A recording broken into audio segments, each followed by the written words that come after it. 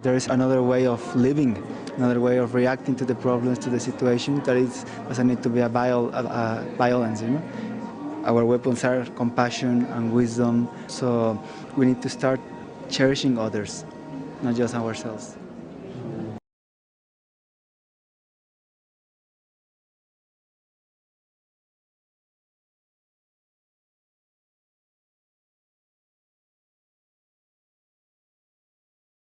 The ripple effect of positive thought, sorely needed in today's blood-soaked Mexico, can bring peace not only to Mexico, but also to an often violent world. Buddhism's current appeal was not always the case. Buddhism was not practiced in Mexico until the mid-19th century, where Japanese Zen Buddhism enthusiasts convened in Cuernavaca, Mexico, at the Zen y Psicoanálisis, or Zen and Psychoanalysis Conference. The 1957 conference was Mexico's first introduction to Zen Buddhism. Prominent academic scholars such as D.T. Suzuki attended the conference, who described Zen as professing itself to be the spirit of Buddhism, but in fact it is the spirit of all religious philosophies. Subsequently, Suzuki traveled to Japan and befriended Ejo Takata. Suzuki painted Mexican culture as having rich Orientalist customs and heritage, and Takata eagerly boarded a boat to Mexico. According to his pupil, Francisco Ciseño, Takata was the first person who brought the Dharma to Mexico through the use of Zen teachings. Thus, a dialogue concerning Buddhism emerged. Ejo Takata arrived in Mexico during a period of political unrest. As Mexico's first official Zen Buddhist monk, Ejo Takata spread Zen throughout the country and nurtured Japanese and Mexican relations. Despite his significant impact on Mexican Buddhism, details regarding his teachings and life are very limited. The few written sources that describe his instruction remain inaccessible due to the lack of documents and printed accounts.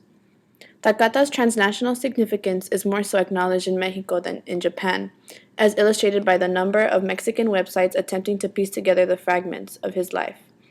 I have collected various written accounts that have referenced Ejo Takata in hopes of illustrating his contributions to Mexican Buddhism through his teachings.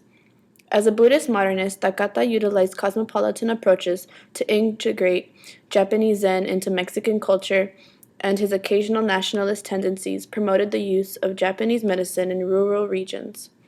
Although he promoted very individualistic practices such as Zazen, he may have participated in the subliminal desecularization of foreign relations. As a Zen Buddhist teacher, Takata may have unknowingly engaged in foreign politics that sought to modernize Mexico.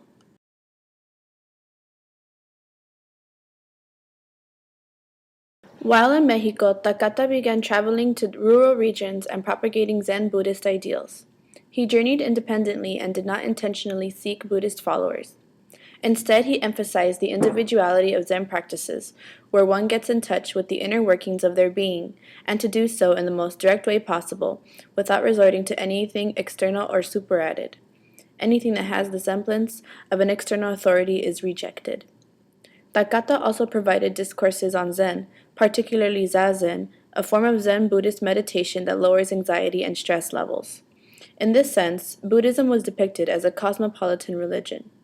A cosmopolitan Buddhism is modern, humanistic, socially responsible, and is conceived as a world religion. Takata's emphasis on the self paints Buddhism as a philosophy that is compatible with other religions and cultural lifestyles. The focus on Zazen, a ritual depicted as a secular experience used for health purposes, suggests that meditative practice is the core of Buddhism, stripping Buddhism from its complexity. Thus, Buddhism is accessible to everyone, including persons in Mexico. Takata illustrated Buddhism as a religion compatible with other modes of thought, welcoming Buddhist hybridities in Mexico.